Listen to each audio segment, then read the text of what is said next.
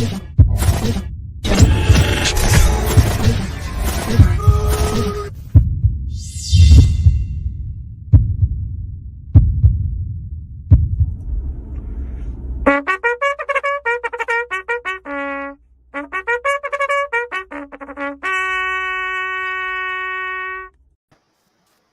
morning.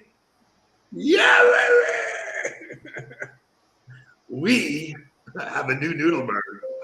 What an exciting day. April 7th. We'll wait till people get in here. We'll show pictures. We'll talk some good stuff.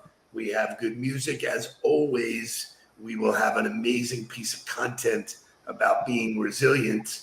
But how's it like to be an uncle there? Times two, Grandpa times two, uncles times two. Welcome to new boy into this world.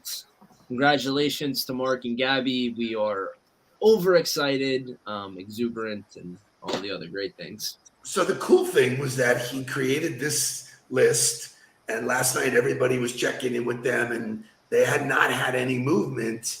And then at 1:30, boom, he sent a text out that they were going to, opt for a C-section. And so he was in the scrubs. Don't show the picture yet. He was in the scrubs. Then from scrubs, went right to the operating room. And we will share the name. We will share everything. Give it 1 or 2 more minutes. Actually, let's do it. There's enough people here. Good morning, good morning, good morning. And welcome to the world, Julian, Jules, we will call him, Sydney Nudelberg, born 4/7/22 at 2:05 a.m., weighing in at a whopping 8 pounds, 12 ounces. Mom and dad are doing great. Everybody's proud. Everybody's happy. Everybody's healthy. For the audience, do you want to explain who Sydney is for the people who don't know and who was in that picture? I think it's appropriate. So, for a lot of people, when you name a baby, there's meaning in the letter, or, Mark is named after my grandmother, Margaret. So that was an honor to her. And so Julian, who will just be the birth certificate name, is after Gabby's grandmother. Believe grandmother, aunt, great-grand. I forget the lineage on that side, but yes, for her family, Julia is represented. And then, the middle name is Sydney. I'll see if I can get through this without crying. Sydney is my grandfather. Sydney was the biggest influence on my life. That guy made me. He broke me and made me. And I dedicated my book to him. He was amazing. And for Mark to continue his legacy. You go, boy. Thank you. And for those of you who don't know, I was privileged to know the name probably a couple months ago. And so I had to keep it from him. He asked me probably once a day, and would wait till I would get a little intoxicated and be like, hey, what's the name? But he had to wait it out, and we know it was worth it for the surprise. So I knew that it was a J because we got in that place, but I did not know that it would be Julian. But I love the name Jules. I think he will, for sure live up to the legacy. He has a better chance of going to Alabama than I do. It is, well, when you think about 8 pounds, 12 ounces. Yeah, Nick Saban was waiting at the door. He's already got a recruiting letter.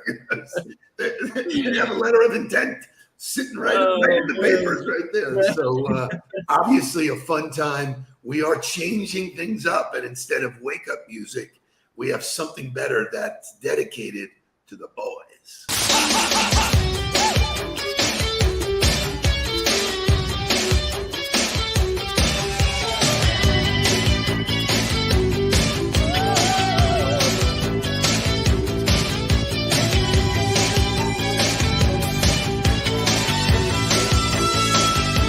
Say it was the right time to walk away, but dreaming takes you nowhere. Time to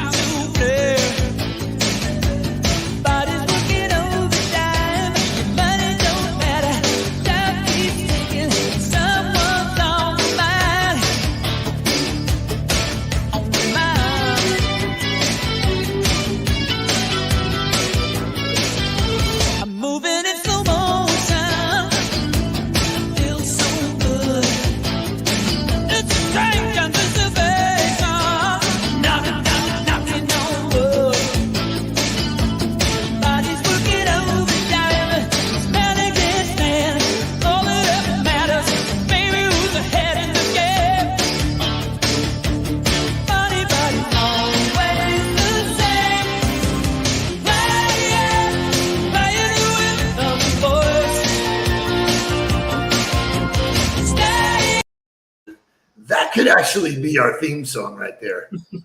Nice job, Jake Nudelberg, for coming up with that. Nice job being on the fly this morning. As those of you who know, we orchestrate the show the night before, but we called an audible. Shay was amazing. So thank you for that. Can you show the picture one more time of that gorgeous punum? Boom, look at that.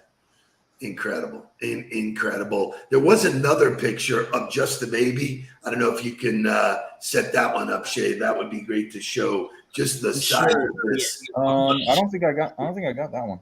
Yeah, I'm sure he'll be making, his post, and they'll have all the better pictures. He just sent me a picture of him sleeping and he's yawning, and he is the sweetest boy. So we're excited to get him home. All right. Well, thank you all for joining this morning and sharing in our joy. See you later. Our commitment. Is there anything else going on today? So it is opening day for lots of stuff. It's opening day of the Masters. It's opening day of Major League Baseball. Jake, talk to me about the Masters. The Masters. Tiger Woods makes his return. 10:34. I hope Julian is a sign. I hope he plays well, but I think everyone's excited for the Masters. Everyone's excited for Tiger to play again, the best of the best. And then passing it over to our baseball connoisseur, Shay. Tell us a little bit. One quick note about golf. This afternoon, I'll be posting my Tell Me Something Good podcast, and I did it with my friend Elisa Gaudet. Elisa's been in the golf business for 20 plus years. She's got this cool thing that's going on with women's golf, but she's been involved in some really cool stuff. We did the interview yesterday from Augusta, and I was asking her what's it like with Tiger around, and she said, listen, the Masters is great with Tiger. It's a whole nother level. She said everybody is just buzzing and electric, and it's really cool because everybody who's followed Tiger his entire career, the players and the people who talk about sports and all these things, are saying he's the happiest he's ever been. Normally, he doesn't talk to other players. He's allowing amateurs to come up to him this year, ask him questions. He's really enjoying the process, really grateful to be there. If you don't know, he was in a major accident, has screws and bolts and all kinds of things in his legs now. So he's just fortunate and happy to be there. So it's cool to see him act that way. Well, I'm really glad you brought that up because that accident was 14 months ago. And what we're going to talk about for the balance of the show is resiliency, because that motherfucker is resilient, man. It's unreal and impenetrable. Incredible. Shay, talk to me about opening day. Yeah, so I figured it'd be fitting to let Mr. Harry Doyle bring us into opening day. So let's play Harry Doyle real quick, and then we'll talk about some opening day. Shay, man. Hello again, everybody. Harry Doyle here, welcoming all you friends of the feather to another season of Indians baseball. A lot of new faces in Chief Wahoo's tribe this year as they take on the defending American League champs, the New York Yankees. And hopefully we'll have some of the names that go with those faces before their first at-bat. Anyway, listen to the roar of the crowd as the Indians take the field.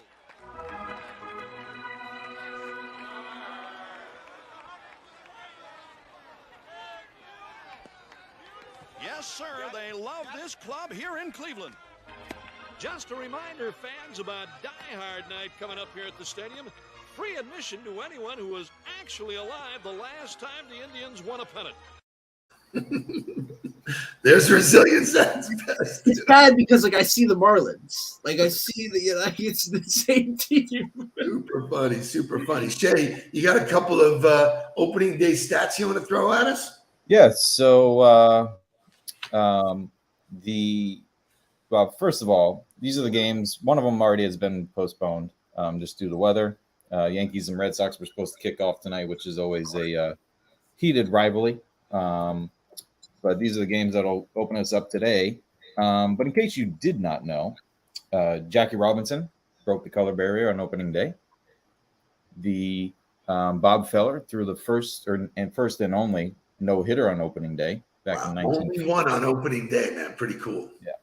Hank Aaron tied Babe Ruth for his home run record and then subsequently obviously broke it. And Griffey and Frank Robinson have the most opening day home runs. And Tom Seaver, who played for Mr. Nudelberg's Mets, has the most opening day starts with 11. So today is the first game for the Guardians. Am I correct? Right. It would be, yes. So I don't know if you guys saw what they did with their practice facility. So how do you spell Guardians? Right. Ends with IANS. Right. Indians ends with the same thing. Instead of replacing all the letters, they just took the IN off and the IND off and put guard instead of. I actually think that's genius. Yeah, except they were different colors. One was discolored. So that's terrible. Is that a meme or is that for real? I don't know. I follow a lot on the internet, but awesome.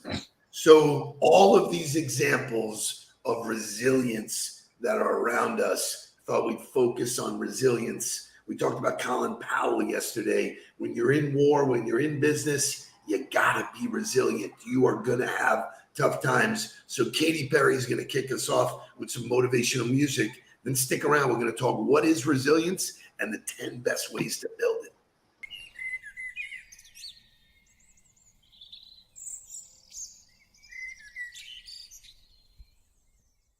I know there's gotta be rain if I want the rainbows. And I know the higher I climb, the harder the wind blows. Yeah, I've gone to sleep night after night, punching a pillow. But do you know the darker the night, the brighter the stars glow?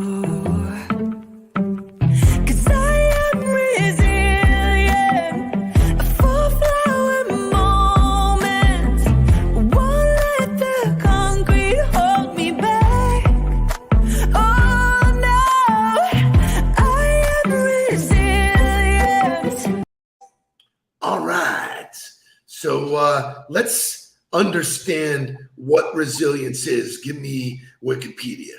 Bang. Resilient, a person able to withstand or recover quickly from difficult situations. So let's hone in on that and just say, have you ever had, we're good, Shay, you can come out of that. Have you ever had a situation, Jake, you ever had a situation where you had to deal with some adversity or difficulty? Everybody, personal life, business life, football life, adversity is there. There's no hiding from it. It's going to be a part of your life. I forget the exact quote. It's 80% of your life is responding to the 20% of things that happen, or whatever the exactly thing is. Mm-hmm. So it's mainly about not what is happening to you, but how you deal with it, how you process it. Right. So how you respond to adversity is what resilience is. It is a muscle. It is a skill. It's something that if you focus on getting better, you see it coming at you just the same way that, batters are going to see the pitch coming at them. Like you said, it's something you train. It's something you train and can get better at so that you can withstand further adversity later in life. Like you use Tiger Woods as an example. I mean, he's faced more adversity his entire life than right. Like, if you've watched the documentary, you saw what he went through with his family, and then obviously his decisions that led to what he had to then deal with to come back to win again, the injuries, the different things. It's fascinating to watch, and you learn from those people who are consistently resilient. There's a lot you can learn from them. Yeah, it's unbelievable when you think about 14 months ago, they were going to take off his leg. Yeah. And I said it to you just randomly. I said, have you seen the picture of Tiger? I didn't even know that he was going to play. I just said he looks amazing. He did something with his hair. His body is just, beefed up. He's looking good. So I pulled a list of the 10 ways to build resistance. And this, you can bet your ass we're going to be teaching Julian this from day one, man. We'll be whispering in his ear. You will be resilient. Do you have the list in front of you, sir? I don't, but I can pull them up very quickly. No worries. I've been very excited about the baby. I know, man. The fact that we've been doing this is pretty crazy. Lori reached out and she said, are you going to be at the executive board meeting this morning?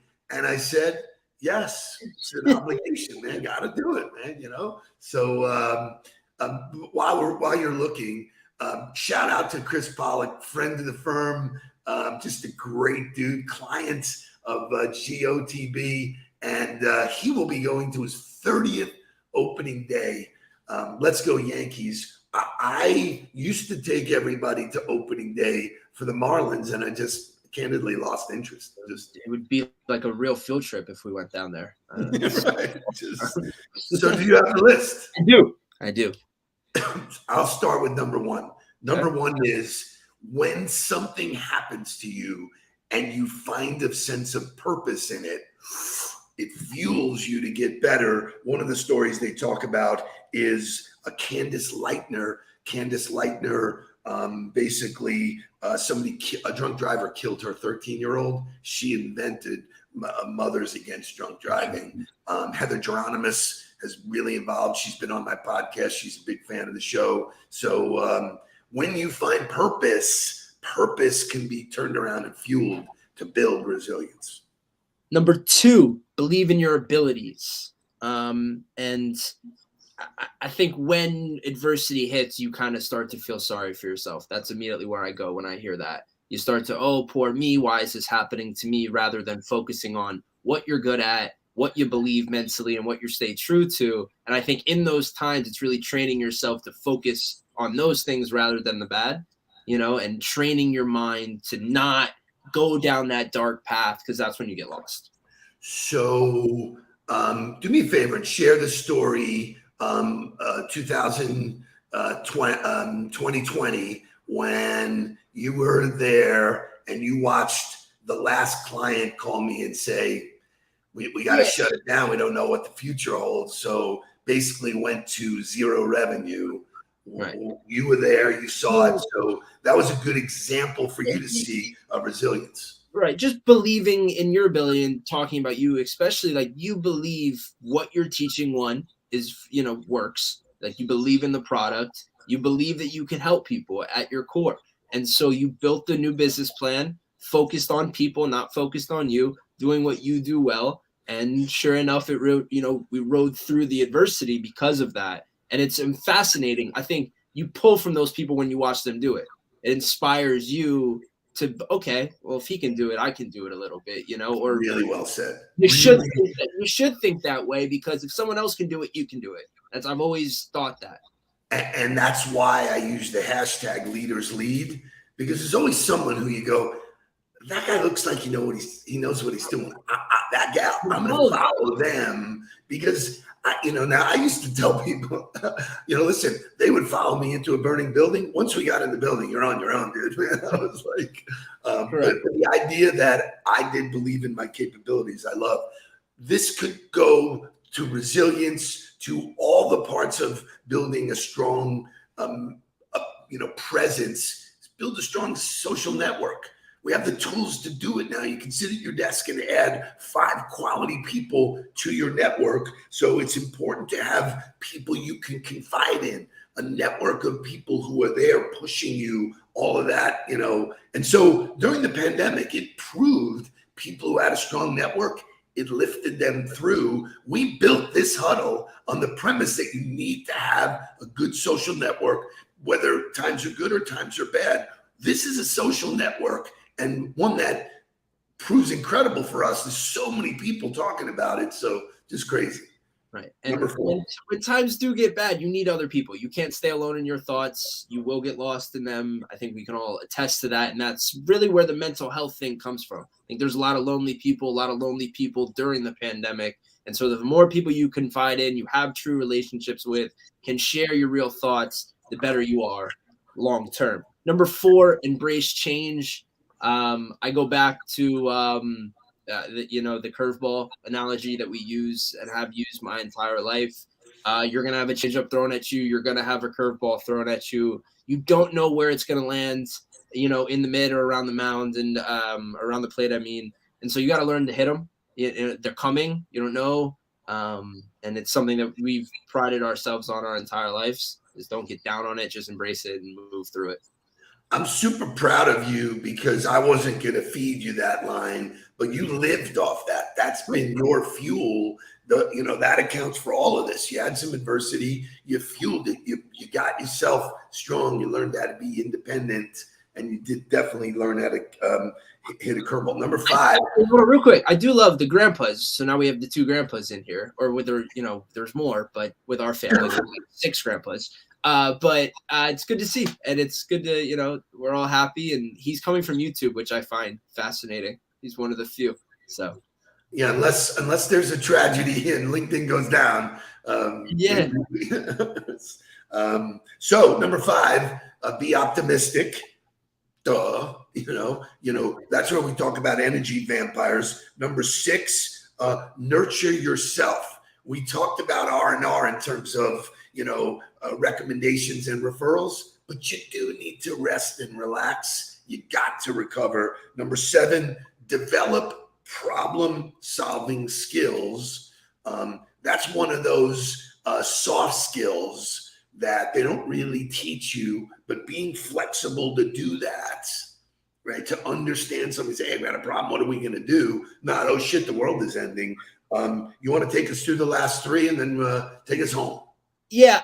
Number 9 is, I think, self-explanatory. Take action. If you do nothing, nothing will happen. It's not a, crazy theory. The harder you work, the more results you normally get. And if the guy in front of you is working harder than you, you'll never catch him. Number 10, keep working on your skills. It can't be said enough. The more skills you have, the better. I know as a young guy, I pride myself on adding new things I know, can do. Obviously, we have a new venture that I took upon to learn some things. So just keep working on your skills. They'll never go to waste. And the more you have, the better you are in the long term.